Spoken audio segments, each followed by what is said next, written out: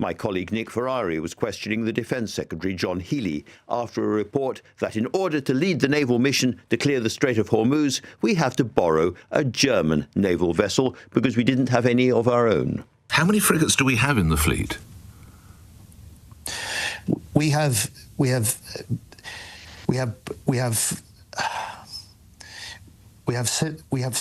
17 frigates and destroyers. It's down from 23 at the end of the last Labour government. And as I say, the number of mine hunters have been cut by more than a half. And so that we can meet not just the threats we face now, but the threats in the future. Mr. Healey, if we've got a fleet of 17 in total, where are they all? Well, every nation, with every piece of its military kit, has some in operation, some on deployment, some in states of readiness, some being repaired and maintained. We only have one in operation. It's a regular rhythm that is common to military planning. But we only have HMS Dragon in operation down there now. Where are all the others? Are all the others being repaired in some way, shape, or form? I'm proud of what we're able to do. Now, I don't want to be mean to John Healey. He's a thoroughly decent, honourable and patriotic man. It's not just me. Almost everybody in politics would say that. It isn't his fault he's inherited a navy and indeed a military absolutely gutted by cuts by the previous administrations. But those deadly silences express more than words can do about a big truth. And around the world, everybody's noticing it. Here is our alleged ally, Donald Trump, this afternoon. We had the UK say that we'll send, this is 3 weeks ago, we'll send our aircraft carriers, which aren't the best aircraft carriers, by the way. They're toys compared to what we have. But we'll send our aircraft carrier when the war is over. I said, oh, that's wonderful. Thank you very much. Don't bother. We don't need it. Well, that was brutally disrespectful. But do we, candidly, deserve respect? I mean no insult to serving naval or military personnel when I say that as a country we have become pathetically and dangerously weak. We struggle to find the ships we need for the Mediterranean and Gulf. Then there's the threat of incoming missiles. We can't defend ourselves either against the inflationary and energy shocks likely to break over us, thank you, Donald, all too soon. My sense is that the British public instinctively understands this national fragility, and that, in turn, in part, explains the unpopularity of Keir Starmer. But I don't think that any of the alternatives to him, not inside the Labour Party, Angela Rayner or Wes Streeting or Andy Burnham, offer today the kind of radical turn that has become necessary. Nor, on defence or the economy, do the leaders outside the Labour Party, Nigel Farage or Kemi Badenoch or Ed Davey or Zach Polanski. There has been a lot of talk about Trump wanting an off-ramp to the war. I'm beginning to think ahead of Easter that I would quite like an off-ramp from most of British politics. But let's try and cheer ourselves up by hearing from another British Defence Minister, Al Cairns, the heavily decorated former Royal Marines Colonel, MP for Birmingham Sellyoak and Veterans Minister. I began, being a clever dick, by testing whether he knew how many ships we had. Personally, I don't think this is the right way to go about an interview. You should be thinking strategy, not tactics. But if you want the stats, we have 6 destroyers, 7 frigates, 8 OPVs, 2 aircraft carriers, 4 nuclear submarines, 6 attack submarines, over 10 RFA, 3 line bay, 6,000 Marines. I can go on the RAF and the Army, but I don't think that's what we really want to get out of this interview. No. I guess what we want to get, what I'm really going for is A, to check that people know how many we've got, and B, how many of those are actually in service. In other words, do we have the naval vessels we might need if we're going to help other countries to clear the Strait of Hormuz in due course? Well, I think the reality is the last time we tried to secure the Straits of Hormuz in 1987, it took 30 ships of a coalition force. We're now faced with an unprecedented level of threat, and I think that has changed in the environment. It's changed in the last 24 years. I served in the Marines, of where we now have a major war in Europe, 2,000 casualties a day, 1 million casualties on the Russian side, more casualties than America took in the entire Second World War. And then we have a major crisis brewing, primarily due to Iran's escalatory response involving 10 different countries with ballistic missile strikes, drone strikes on everything from airports to ports to civil centres. And we've got the blockage of the Straits of Hormuz, which is an exceptionally complex problem to deal with in the midst of a conflict. And of course, these conflicts are in different ways related as well. We don't know for sure whether Iran could hit London with a ballistic missile, but given what they did with Diego Garcia, it seems entirely possible. In that context, are we properly protected from incoming missiles? So I spoke to our military intelligence services today, and from their perspective, this isn't a credible threat. Remember the practicalities of this. Firing a ballistic missile from Iran over the whole of NATO to strike the United Kingdom has to go through a whole set of defences and be very, very sophisticated. And we've seen them fail at different ranges at different times over the last 6 weeks. What I would say is what we are learning from this conflict is what we've observed in Russia.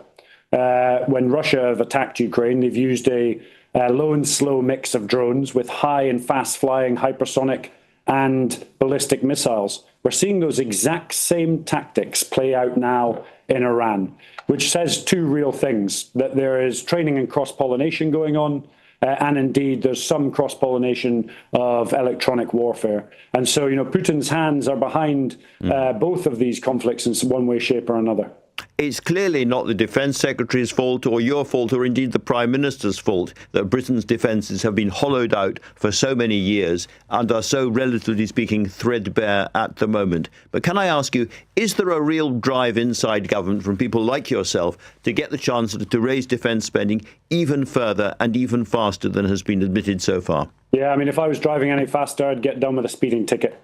I'm pushing as hard as I can to get as much defence spending as we can, but importantly, spend it in the right way to get the best kit for our men and women in the Army, Navy and Air Force. We've put, $5 billion more into defence this year, $9 billion last year. We talk about billions as if they're small figures. It's a huge amount of money. What we've got to do is make that go the furthest and the fastest for our armed forces, and actually learning a lot of these lessons from Ukraine with uncrewed systems, how Ukraine is fighting, and learning the right lessons and inculcating them into our Army, Navy and Air Force as fast as possible. It's a deeply complex problem to deal with. The United States is, at least in theory, our closest ally. How did you feel personally when you heard President Trump this afternoon comparing our aircraft carrier and our other ships to toys compared to theirs? Yeah, I mean, I'll leave the American president to say what he needs to say. I was the chief of staff of the Carrier Strike Force, spent a lot of time on those carriers. They are formidable capabilities, and we have some of the best sailors, airmen, Marines, and indeed Army on board them. When you package them together with all of the different assets around it, they really are a formidable capability. I also am deeply proud of Great Britain. It is exactly that. It's great. We have a right to decide when we want to get involved and when we don't. And I've been to every staff college in the military in my career structure, and they always taught me three things, Andrew. One is you need a legal mandate. Two is you need a plan. And three, you've got to think through to the end. And if none of those are thought through, then you should not be putting people in harm's way. Well, I'm not going to make any parallels when I hear those words with other countries, but I think I get your message. Finally, you've spent some time, obviously, recently in the so-called far north or high north. When you look across the board, clearly President Putin is in some domestic trouble at home as the costs of the war and the casualties mount. But where would you be worried about him looking next? I mean, clearly this is somebody whose expansionist plans are almost limitless. So there's a multitude of different areas. You can go from the border of NATO, whether that's from Svalbard to the northern tip of Norway, all the way around to the Balkans, where we have an established border with Russia or some of her allies. But secondly, and often misunderstood, is that people say Britain doesn't have a front line with Russia. Well, we do. And that's primarily in the North Atlantic. And that is being fought out every day, the cat and mouse game that goes on in the North Atlantic. And then secondly, in the influence space, Russia spends over $1 billion into, or equivalent $1 billion into propaganda.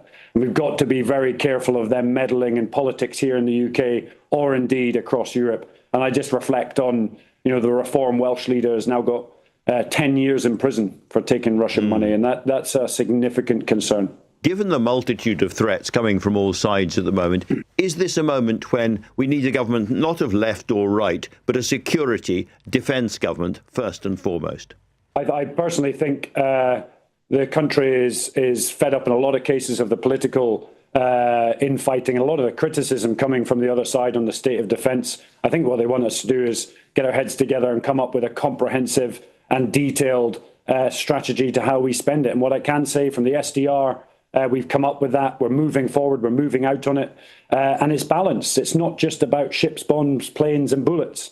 This is actually about defence resilience. It's about the resilience of our nation. And it's the ability about our country to absorb and deal with threats ranging from influence to cyber to the conflict in Iran and the potential economic impacts of it. Well, that, I'm sure, is what people want to hear. Al Carnes, thank you very much indeed for joining LBC this evening. Well, I thought that was pretty rousing. In the short term, the Iran war has strengthened the Prime Minister's position inside his party. I think there's no doubt about that. And whatever happens in May, if the war is still going on during those elections, it's going to seem pretty trivial to try to throw Labour into a leadership contest. One MP who's spoken recently about the public fury with Labour and a crisis of confidence inside the party is the chair of the Foreign Affairs Select Committee, Emily Thornberry. Emily, in that lecture I've just quoted there, you went on to say that actually Keir Starmer was behaving in the best traditions of the Labour Party, going back to Keir Hardie, in the way he had handled this war. Do you think the war has, as it were, made his position secure for the rest of the year? Yeah, I did the Keir Hardie lecture, which was a great honour, and it gives you a chance to think about the Labour Party as a whole and where we come from and where we're going to. And I thought that our leaders are at their best when they are being brave and bold. And when it comes to the war, I think that the war in Iran, I think that Keir has been absolutely that. Because it must have been extremely difficult to fend off these endless attacks and the abuse and the sneering from Trump. I think that's right. And I think that it wasn't just Iran. I think that it started before that. I think it started when he said that you're not to insult our troops in the way that the president did. He also said that it wouldn't be legal for him to just annex Greenland. So it's been coming for a while. And then, as Al was just saying, you're presented with no plan, no legality, and no idea. And why would Britain get involved in attacking Iran when there's no clear idea of what it is that he wants to achieve? Before Donald Trump did this thing, there was a kind of general consensus around British politics that the May elections would go very, very badly for the Labour Party. I think they probably still will go very, very badly for the Labour Party. If that's the case, do you think any longer there is a likelihood of a leadership challenge after them? I mean, I don't know. But and certainly we're nervous about the elections. I'm not going to pretend that we're not. I don't think they're going to go as badly as people are currently saying that they're going to. And that in itself, because the expectations are so low. Is that partly because the country quite likes the way, or a lot of the country likes the way that Keir Starmer has handled Trump and handled the Iran dilemma? So I was out on the doorsteps in Hackney on Friday, and I've got a little bit of Hackney in my constituency now, and I spoke to 5 women, one after another, who all said, and you know what? I do think that Keir is doing very well on the war. It was very interesting, 5 women. And I think that did say quite a lot, actually. I mean, they weren't 100% enamoured with him generally, but they said, actually, when it comes to this, he's doing the right thing. It may well help. You've just come back from Greenland, I think. Tell me a little bit about the atmosphere there, because they've fallen out of the news. Trump seems to have got bored with the idea of invading Greenland. Yeah. I mean, they don't think so. They think he's coming back. They think he's coming back. I spoke to people who said that there are Greenlanders who have only just stopped wearing their shoes at night, going to bed with their shoes on with a loaded gun next to them. I mean, these are Inuit people. These are very self-sufficient. They have enough food to last. They have generators. They are expecting to be invaded by the Americans. And the mental health of these people is it's really, really, really difficult. The idea of being this tiny little country with, 50,000 people or something, and, the most powerful man in the world says, I'm having your country. I don't mind paying for it, or I'll fight for it. And the Danes, who are there protecting Greenland, they have a philosophy since the Second World War, when the country surrendered. Their philosophy now is to fight to the death, and they had to write bye-bye letters to their families, because if the Americans had invaded, they would fight to the death for Greenland. Absolutely astonishing. It's extraordinary. Yeah. I know you keep an eye on the whole thing, as it were. Let's talk a little bit about Ukraine, because we haven't on this programme for far too long. But the big picture is that the Russians have been ramping up a huge attack in Ukraine and losing unimaginable numbers of their own people very quickly. That's right. I mean, it's spring offensive time, which the Russians talked up as being a time when they were going to do really well, and they absolutely haven't.